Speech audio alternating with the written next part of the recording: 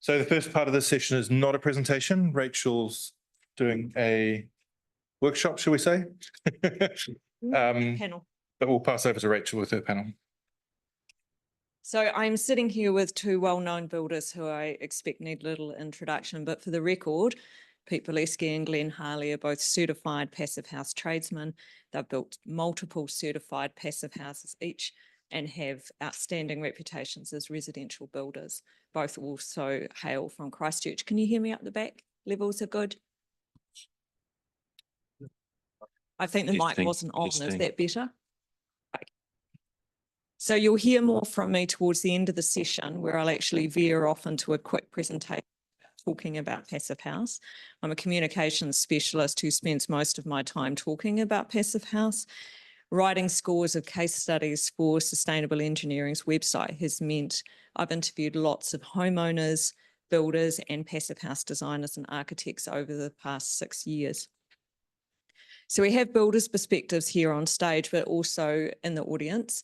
There wasn't a lot of builders here yesterday. Just can I see a show of hands if we have tradespeople in the audience? Okay, excellent. Now, I live in a certified passive house. I am in the country's second straw bale passive house, and Pete and his family have moved in and out of passive houses. So the other thing I'm interested in the audience is hands up how many of you live in a certified passive house or have lived in one, not visited or stayed, but lived. Hands up high. Yeah. Right. Yeah, okay.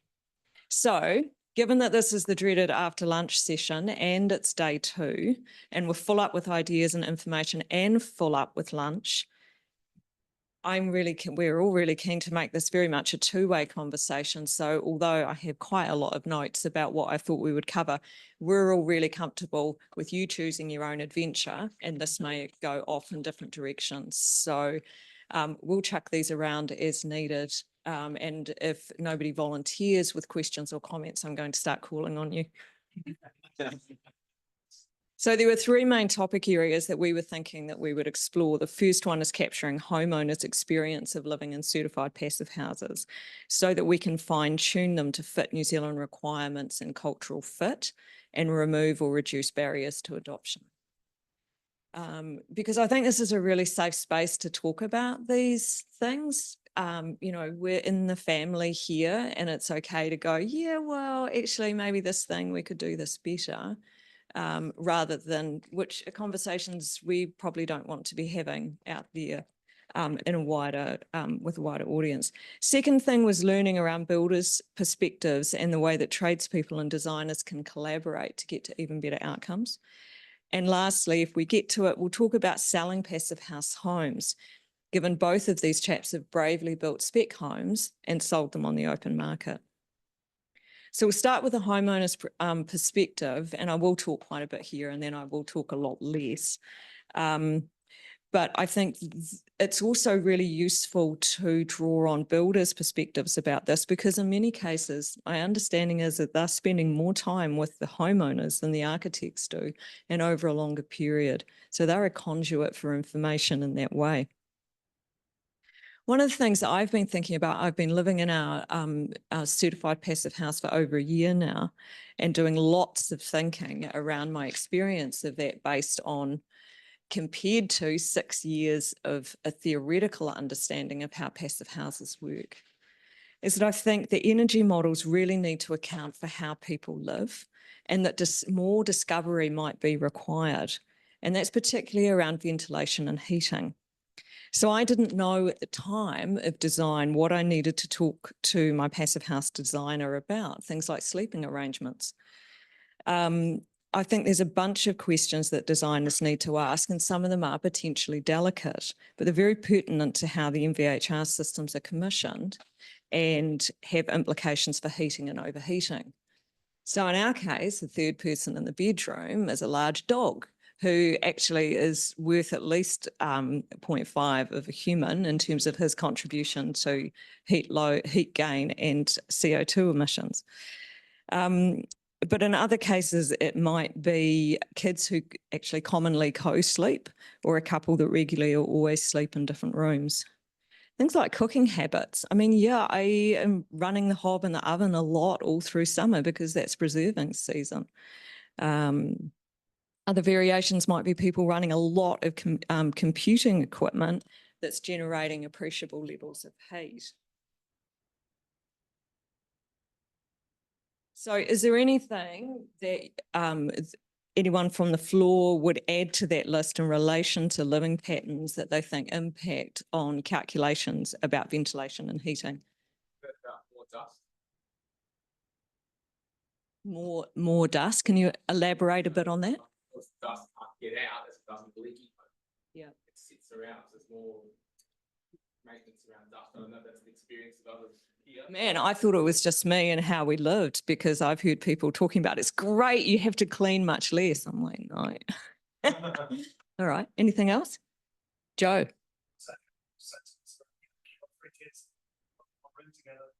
CO2 levels will spike quite significantly. Yeah. Yeah.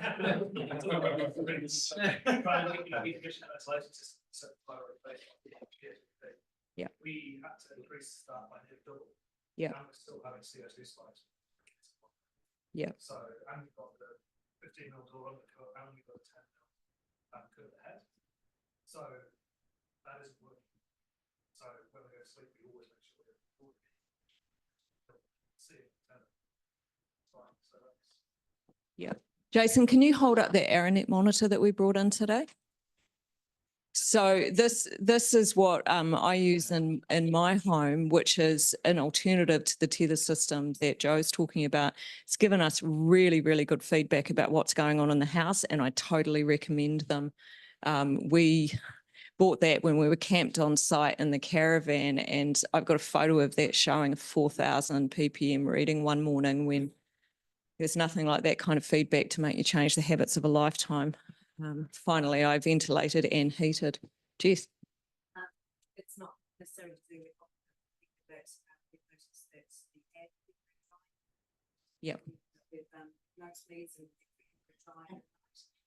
So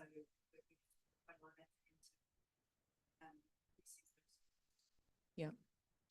Yeah, which is quite a climate specific issue, isn't it? So yeah, something to think about.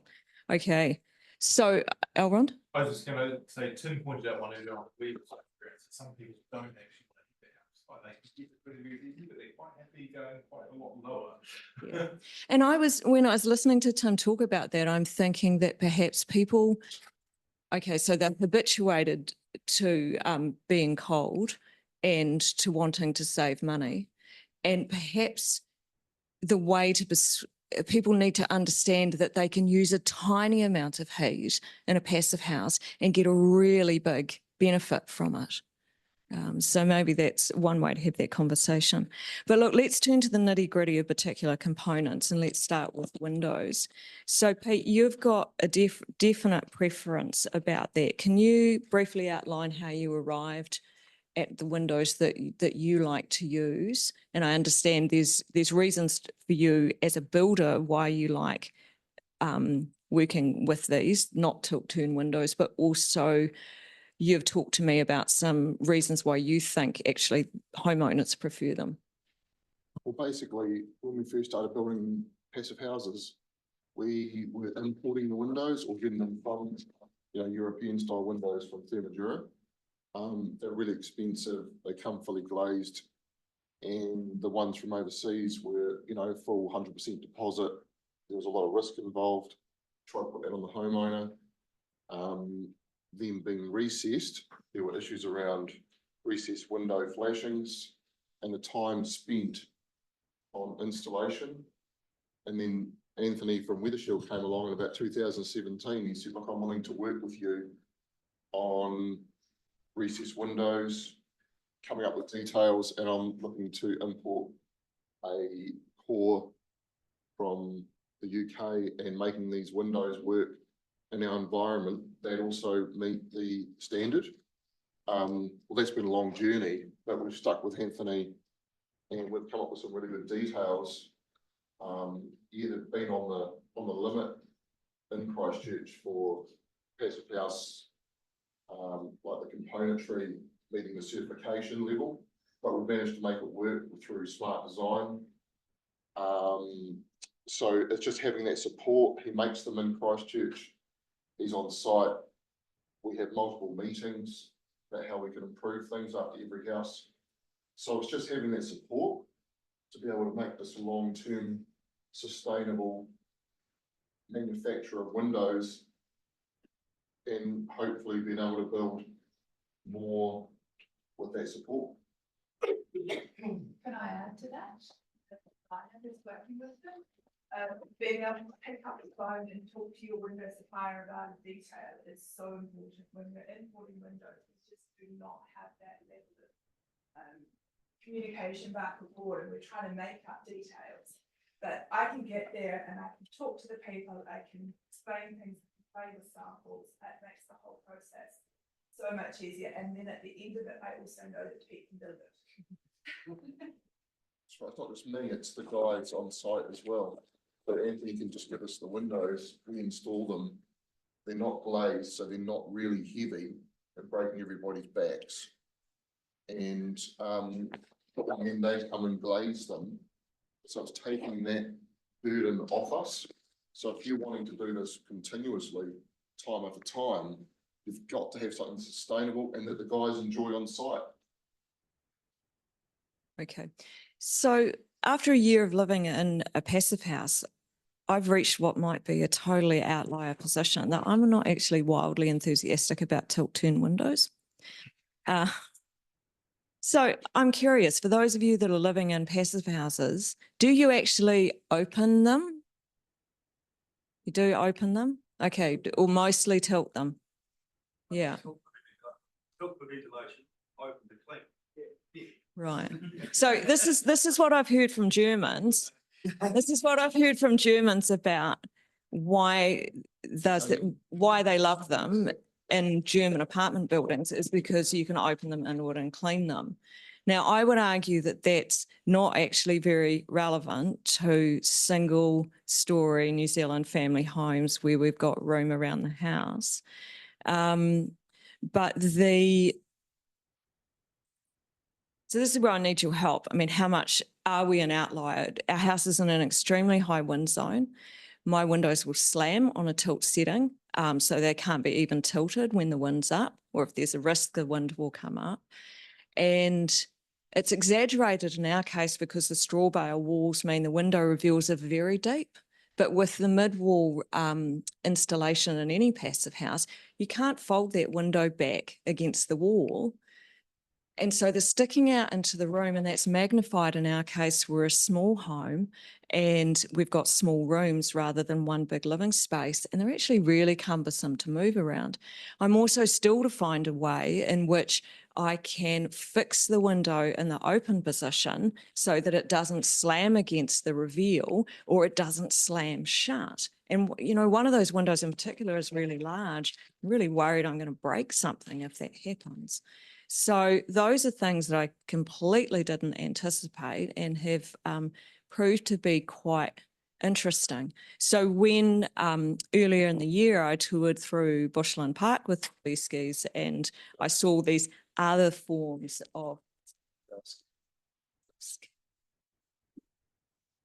should have worked that out by now, sorry. I was really amazed that there were other window designs other than tilt turn that might work. So, you know, for whatever those comments are worth. Yeah. Homeowners over the years have become homeowners over the years have become really familiar with the opening out windows that we have in New Zealand. So when they say, oh, these European ones, they can tilt and turn, they sort of don't really know what they're getting. They're a much heavier window. As Rachel said, when you open them inwards, they don't wrap right round. They did have ones when I worked in Germany that did wrap right round, but they had different hinges on them. We don't seem to be getting those, but they will also seem to be further inside rather than out from like further inside, so you didn't have the sill as big. but a lot of people in New Zealand want to put stuff on sills. So there's a different way of thinking, and it's just what you're used to. However, I have found from my experience that an outward opening window has the flange which completely seals off the frame. In New Zealand, we have really high driving rain, wind, and if you're having an inward opening window, you do have more chance of leaking. That is a fact. So if you want to eliminate that possibility, then an outward opening awning will eliminate that. Yeah, Tim?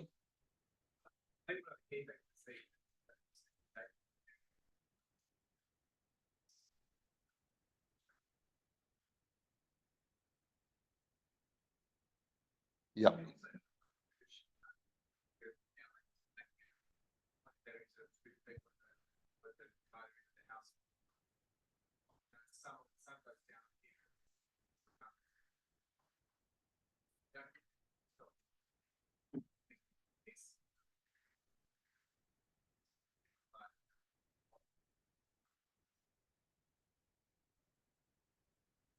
You need to be able to keep them open.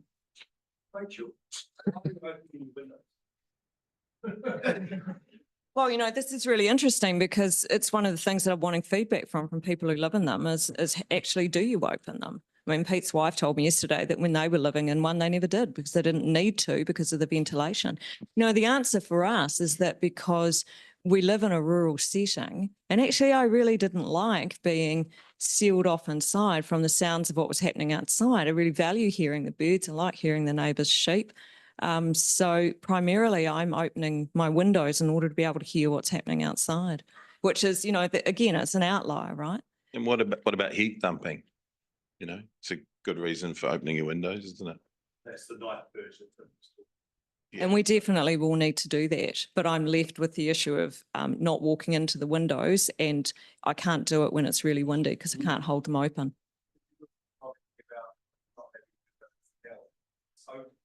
Yeah. What happens with all those other types of windows? They all have hold backs or hold outs, and do you not walk into them on the outside of the house?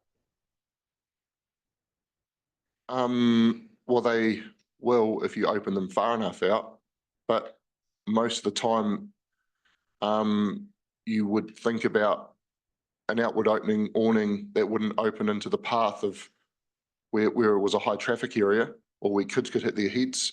So, no, I don't see that as an issue. You just need to, what Rachel's saying, work with the designer and work with what you want, but be informed from the designer of the pros and cons and how you live.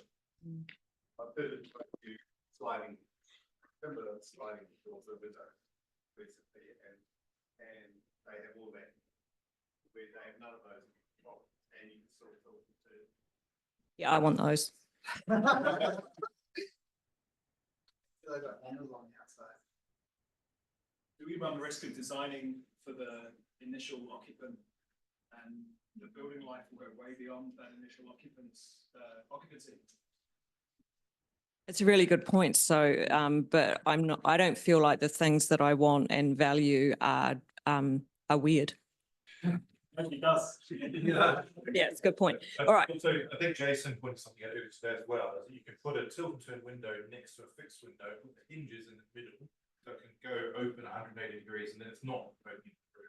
Yeah, where I have the windows that are right into a corner and they can fold back, then, you know, that does work. Look at it back 180 degrees with the hinge on the middle between two panes. Excellent. All right. So it's kind of details that I think are Yeah, I useful. think it's about the owner getting in and going to the window manufacturer and asking all these curly questions. They love it. You know. And even though I was a really, really well-informed client, Yeah. there were things that I totally did not understand. I should have thought way Yeah. more about window selection than I did. Yep.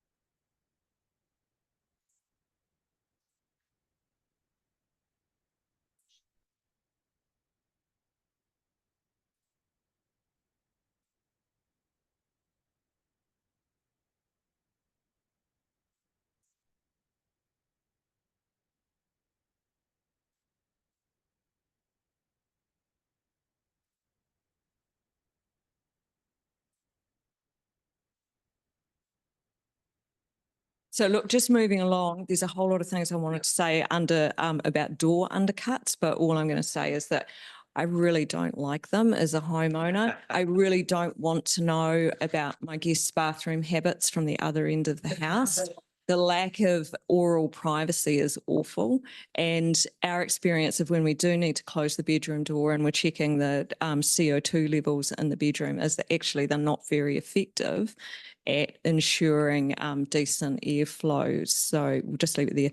All right. You can get vents though that you can cut into the door. Yeah, so I reckon it's really worthwhile to But still, look at alternative ways of achieving that. Like it's really important, but I think that the drawbacks of the undercuts are significant and we need something that works better anyway. All right, let's go to Glenn. What do you think designers can do? No, we're going to move on more than that. So we'll move on to the next topic about tradespeople and designers collaborating. It seems like one of the most important issues here is around buildability and cost. Glenn, can you talk a bit about that? oh, thank you. Cost. Well, at least he didn't say affordable this time, so that's great. Yeah, well, I think it's early engagement, isn't it? It's like if you see bad form factor, it's often going to be more expensive. If you see multiple claddings, it's often going to be. So you can simplify. So I think it's around budget first. Sometimes clients were foolish enough to tell us their budget, and we were always appreciative of that because then we're kind of communicating effectively. If you don't have a budget, what are you talking about? And then you do your best under that, and then you kind of prioritize what they want and slowly but surely just pull away all those things they want. Because it's you know, you're teasing things out. So under this budget, you know, for me to do it, you might be able to find someone else who can do it for cheaper, and they can do it in a fraction of the time. Good luck. They will. Well, yeah, that's right. So that's I think we talked about that previously too, about actually leaving a happy customer is often to do with the communication, not so much the building side of it. So you're communicating really effectively about costs. You're having those conversations. And if you're a builder that can't talk costs, learn how to really fast. Yeah. So what was the question? No, that was good. Pete, when talking about early contractor engagement, and you epitomise this because often it's your clients that you then take to a designer. You've talked about examples of details where, because you've worked it through with the designer in a lot of detail, it's worked really well. Do you want to just talk briefly about that, like some concrete examples? Well, we've come up over the years with certain details that work, and we've worked predominantly with Karen from Meta Architects. So after, you know, the 8 or so years that we've been building, naturally we've come up with designs that suit or details that work on site with our guys, that are simple enough to be carried out time and time again. So as far as early contractor engagement, like say if we went with Karen, we wouldn't need to even, she could design basically the whole build without our input very much now. I don't know. Oh mate, I thought that was off my plate. That's what you like. That is a stupid thing to do. Is there a better way, Dan? Better. Yeah, well, when you've got a good foreman on board who believes in it and actually wants to become really involved in that process, then that makes life a lot easier. So over time, when you have the same workers, the same contractors, like plumbers, electricians, ventilation providers, doors and windows, you're now starting to bring all those components together, and you now have sort of formed a group of contractors, products, details, architects, engineers, who we all know each other and we all know what each other wants. that's not saying that someone else can come from the outside, who we don't work with, and we can easily work with them.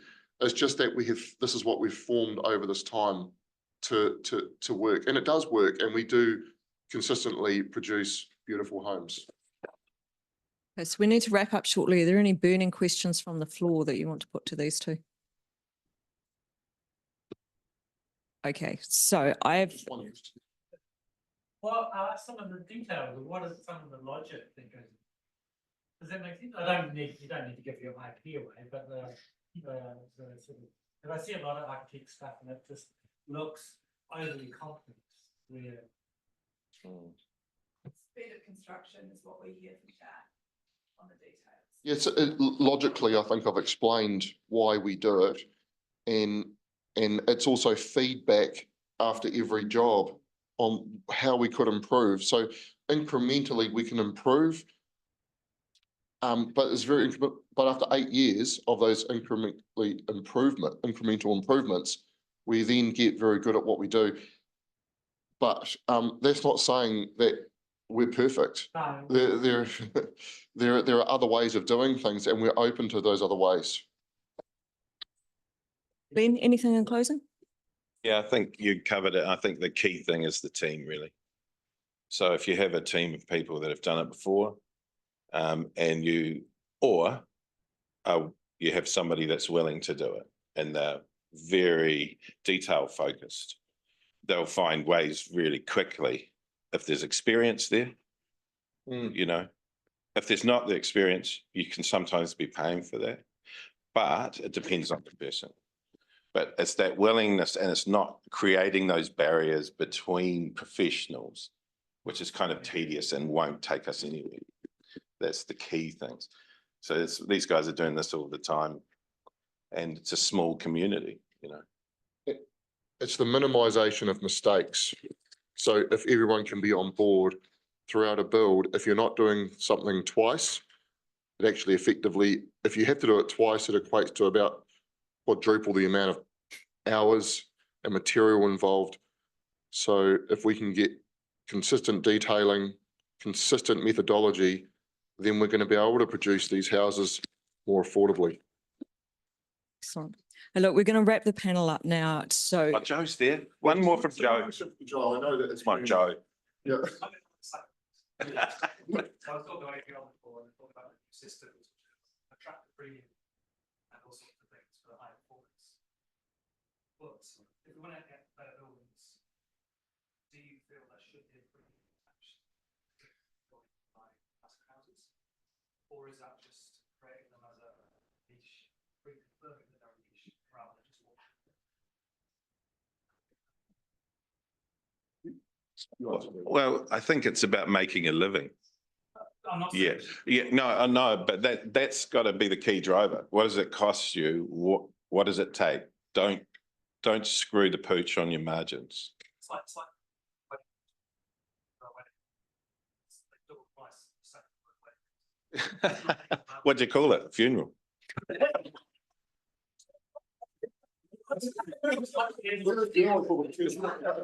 I'll just say that, Joseph, I would like to think that there's not a premium added with wanting to build a passive house. You've got to look at the big picture. And if we are trying to minimize those consultancy fees by having the same team involved. Hey, Karen, and so, but yeah, does everybody want Ethos Homes to be around in 10, 20 years time? So we still need to make a margin. We still need to provide for whoever that we're providing for, like our workers. We want to be able to improve our systems. We've got vans, we've got tools, we've got a lot of stuff that require money. This isn't not to do with builders at all. As a designer, the question: do you charge more to do an energy model, or just part of the process? yeah, I think that's a bit out of scope for us, Joe. And I'm getting the side eye from Elrond. I'm going to let these guys off the hook, and I'm just going to move up here. And look, this isn't a natural segue, but it was a way to fit a very short presentation into the program today. So if Jess's work is at that big picture level, my comments that follow that I'm going to try to squeeze from 10 minutes into 5, get right down into the nitty gritty of the details.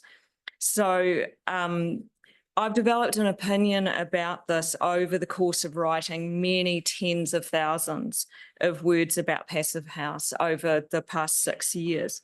So I've become a communication specialist with a very particular niche in communicating Passive House, and it started with this book of Jason's in 2018. So if you don't know me, you probably know work that I've done. This Finn's brochure was a great collab with Elrond, and I've written scores of case studies, which has led me to interview many of you. Also worked on smaller projects for Ethos Homes and for Black Pine Architects. So I want to make 4 recommendations to more clearly communicate what it is that we do. And the first one is just being really consistent about how we describe the thing that it is. So if we want the media and the general public to accurately describe what we do, we need to start by being consistent. We all need to pull in the same direction. So I'm not trying to shame anyone, so I'm going to skip through these hopefully non-identifiable examples really quickly. So what is a passive home? Is it passive solar? Is it certified passive house? Is it a bit better than code pretending to be high performance? That language doesn't tell us. What I found over and over was this passive home reference, but we can also see, other uses of it here, passive design. And I couldn't believe that I found this from Fierce, where they're starting to get creative around how they talk about it. It's vague and it's confusing, but this use of passive home also cements the misunderstanding that what we do is for residential projects only. So, secondly, always initial capitals. Passive House is a proper noun because it's a de facto brand. Now, I know it's deliberately not a trademark or it's patented, and I was really interested in the passing comment made in the Scottish presentation this morning about how it was acceptable to be adopted by others because it was a concept rather than a brand. So I'm still thinking about that.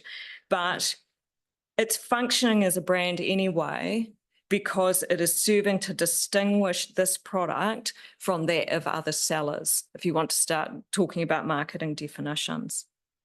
So look at the way that Passive House just sort of hides in this particular example compared to this.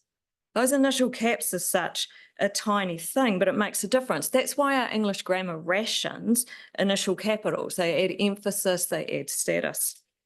Now, by the way, certification, certifier, certified, don't get initial capitals, they're not nouns. Now, I've settled in my writing on using Passive House as an adjective, so a describing word that's also always followed by a noun. And there's lots of nouns that it can modify, even Passive House home. So this leads me to my 4th suggestion, which is the substantive change, because Passive House home leads inevitably to the awful tautology of Passive House house. I don't want to go there. So the concept originators, they are brilliant building scientists and they have my utmost admiration, but they're really not good at marketing. There's no reason to expect that physicists should also be brilliant at marketing. So the problem is that Passive House in English is a weak phrase and it's an uphill battle to make it a meaningful brand. They're English words with their own individual meaning, and we're trying to combine them to create a new meaning that's pushing shit uphill. Not only is it confusing, it's not particularly appealing, because in modern Western culture, we don't regard passivity as a desirable trait. And, there's lots philosophically that you go into about that and why it's wrong, but that's nevertheless the case. It's also that I think the link between the name and the thing is not obvious. So why is this type of house described as passive? Why is that a good thing? Are you ready right now to explain to a prospective client in a single snappy sentence why these buildings are called passive. Yes, it's because the building thermal envelope does the work so the occupant doesn't, but how much education is required to get someone to that point of understanding? Now, a potential client might make some effort to follow along and learn something about building science, but will a policymaker, a regulator, a building consenting official, a politician, a business person, a mortgage broker? Because these are all people that we need to reach. So Australia and the UK have switched to using the German spelling of passive house. There's considerable benefit to New Zealand following suit. Like planting a tree or decarbonising, the best time to do that was years ago because there have been some hard-won recognition gained, but the next best time is as soon as possible.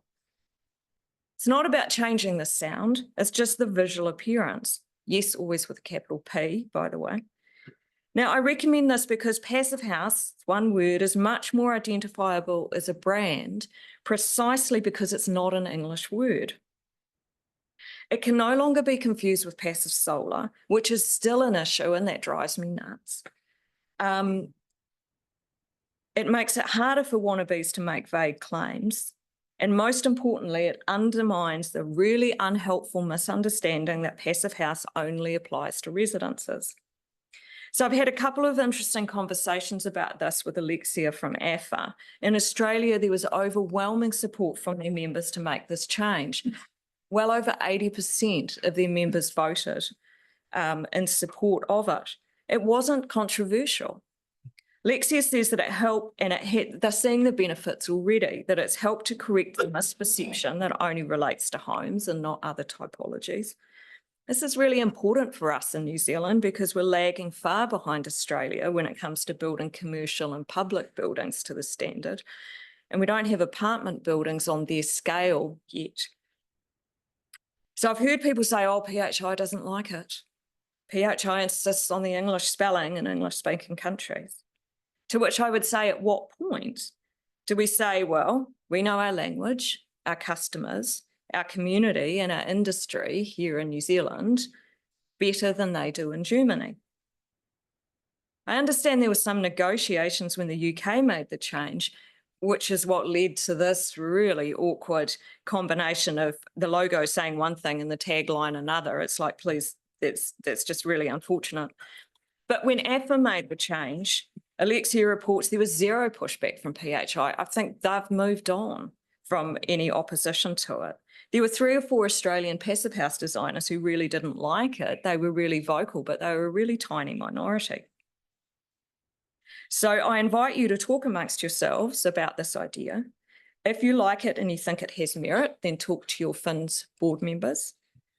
If FINS does go down this route, it won't be blazing a trail. It'll be following a well-established path.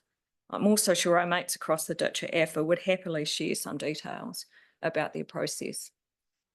So, do you want to take questions, or shall I vacate the podium?